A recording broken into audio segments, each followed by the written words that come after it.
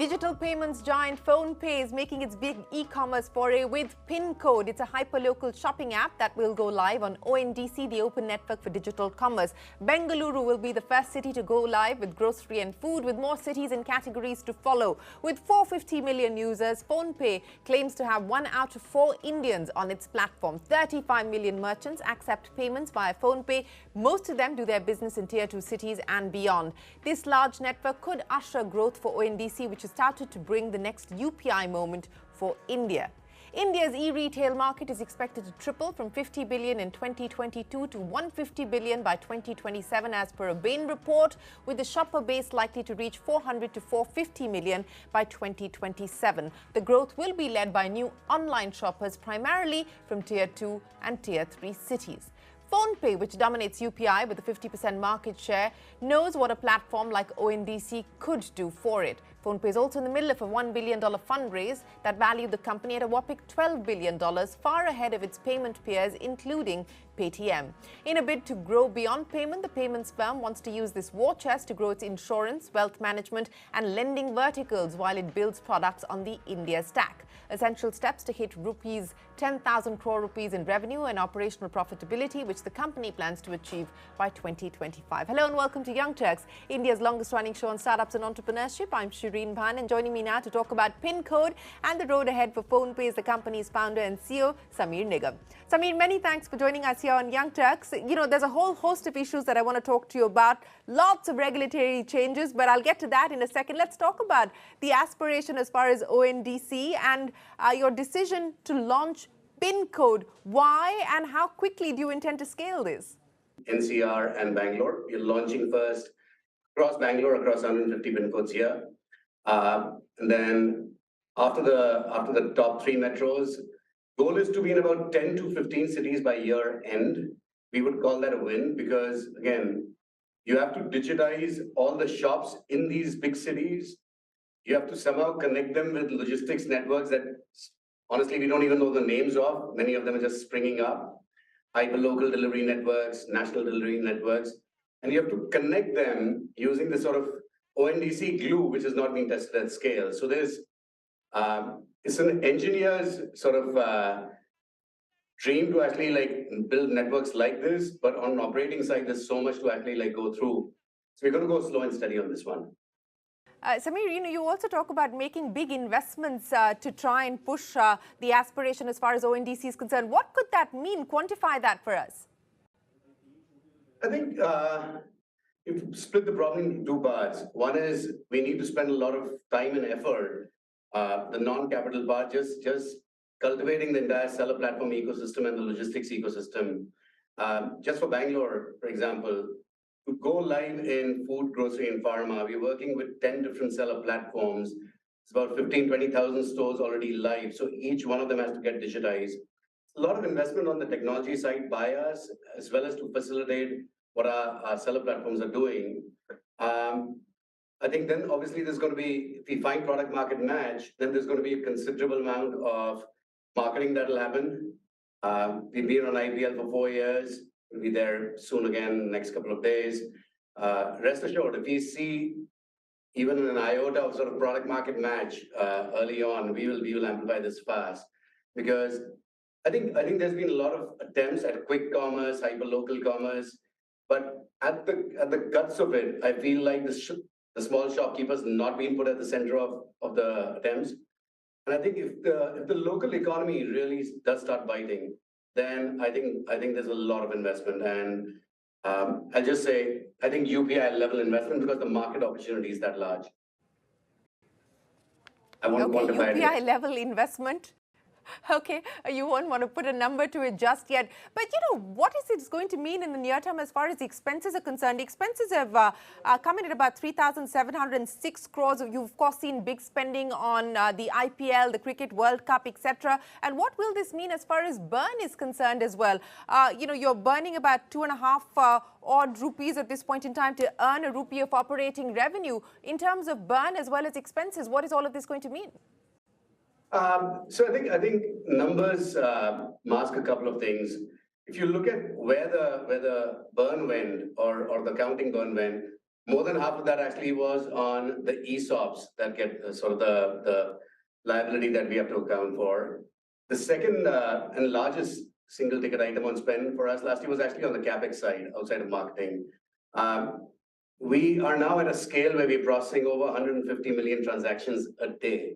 And it is important for us now to keep investing in infra. So we have 5 data centers that we actually spent on last year, about 20,000 servers added. So I think that investment on the CapEx side, below EBITDA, will continue.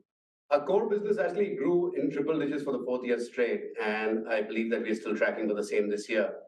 So I'm not worried about the core payments business and ads business being profitable. We're getting there on schedule. In fact, 2023 sometime, I think we'll be there. But at a consolidated level, if I think of ONDC, we're not building a supply chain. We're not building a logistics fleet. We are actually just focused on building a great app experience that connects the sellers through the seller platforms. So at least on paper, it should be margin positive on each transaction from day 0. And in part, I actually think that this is why ONDC is so terribly exciting. By separating the roles of the seller platforms, the buyer platforms, keeping the pricing discounting out, you actually allow for margin positive commerce growth to happen. So I don't think ONDC will be a drag on our margins in any way. Okay, you expect it to be margin positive on day 0 is what you said, Sameer, but and you caveated that, well, at least on paper. Sorry? At the contribution margin, it should definitely be positive. I think the brand development will be an investment, but again, I mean, that's a long-term investment. That's why I said it's very much like UPI for us. Let's talk about the changes that have come in over the last few days as far as UPI is concerned. What will the revenue impact be on account of the changes that have come in, especially as far as wallet loading fees are concerned, where PhonePe, like others, will have to pay a bank about 0.15% of the amount if it's over 2,000 rupees to load the wallet. What will the impact of the changes that have been announced by the NPCI mean for a company like yours? I think it's positive across the board. It's a long time coming. So while there's a 0.15% wallet loading cost, we have a wallet business. There's a 1.1% guaranteed interchange that comes to us as a wallet issuer. So you're making money and you're making it through the UPI rails. Till now, historically, for the last decade, wallet companies have tied up with merchants directly and charged an MDR anywhere from 1.5% to 2.5%, I believe. We don't have as large a wallet business or play as some of our competitors, but we have launched full KYC wallets. We do want to foray further into it. And I think it's a positive sign that certain instruments, whether it's RuPay credit cards on UPI or wallets through UPI, the rails are aligned for monetization. And I think that's been a long time coming. I think it's a good sign for the industry overall. You talked about the interchange, and you're right that it's been capped at 1.1%. What is the current interchange for you? Right now, the wallet play doesn't involve an interchange because the issuer ties up with the shopkeeper and they pay them directly. So if you go today to a shop where you see a PhonePe or an Amazon Pay or a Paytm wallet accepted, that's a bilateral agreement. It doesn't flow through UPI.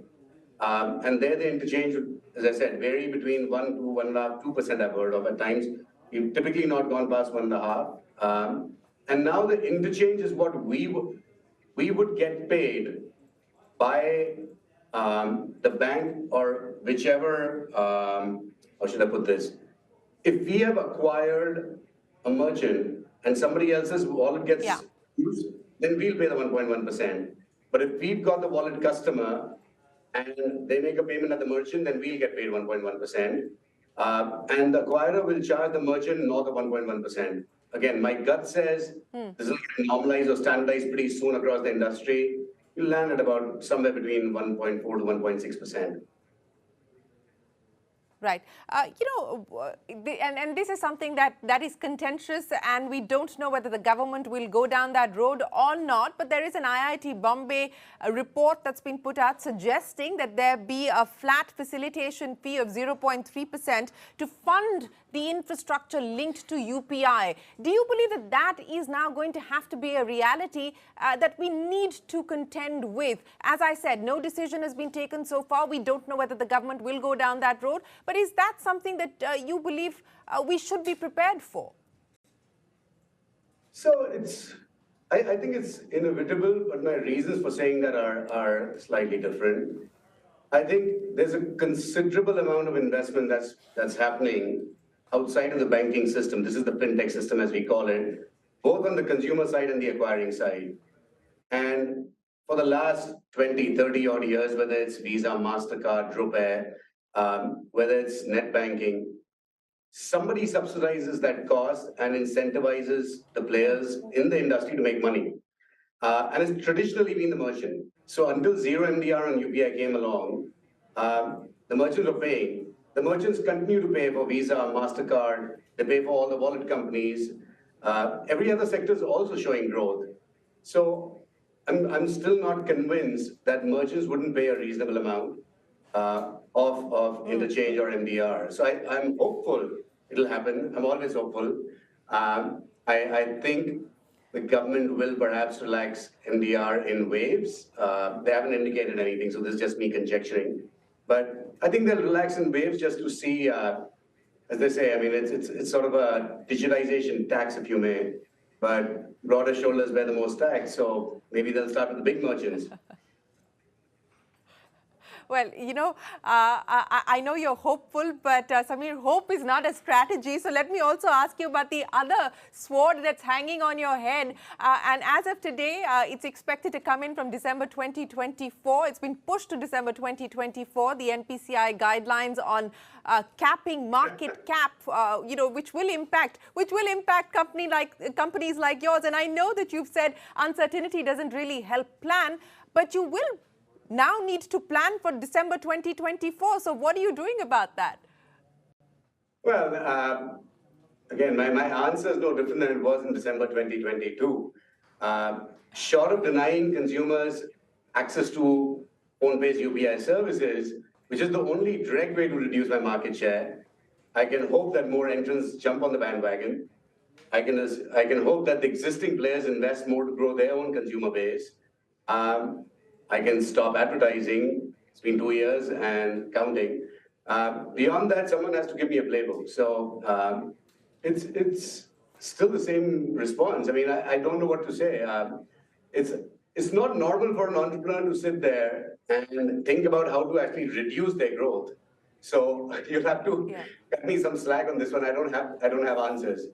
No, I feel your pain, by the way. I mean, it is an unfair ask of me to ask you how you plan to degrow your business, but that is what you're going to have to deal with unless there is some sort of miraculous change as far as this timeline is concerned, or a complete change of heart on the part of NPCI. But if that were not to be the case, what does that then do to all the targets that you've just spoken of, both in terms of growth and profitability? I'm not worried about the profitability part because a lot of it is being fueled even by the current base. I think it takes us there. PinCode is a separate app. We're going to be foraying into the entire sort of wealth and stockbroking side of things. We have a license. We'll be entering there. That's going to be a new app. Lending scaling up really well for us on the merchant side to begin with. We'll enter consumer lending at some point. Insurance, I believe we're the fastest growing insurtech in the country right now on distribution. So I think we have a lot going for us. I'm not so worried on the profitability side alone. I'm worried about the growth of the UPI market itself. If the top two players, as things stand, are told you can't add more users, that's the guideline. Because honestly, only about a fourth of India is using UPI. It's about 350 million people. And what's actually more unnatural than asking people to slow their growth is to try and shape the market when there's only about 25% market adoption. It's like trying to shape the final sort of players in the telecom industry before 4G even launched. So we'll see. Time for us to head to another break, but don't go anywhere. We're right back with PhonePe's Sameer Nigam to talk about the road to profitability, IPO, and more.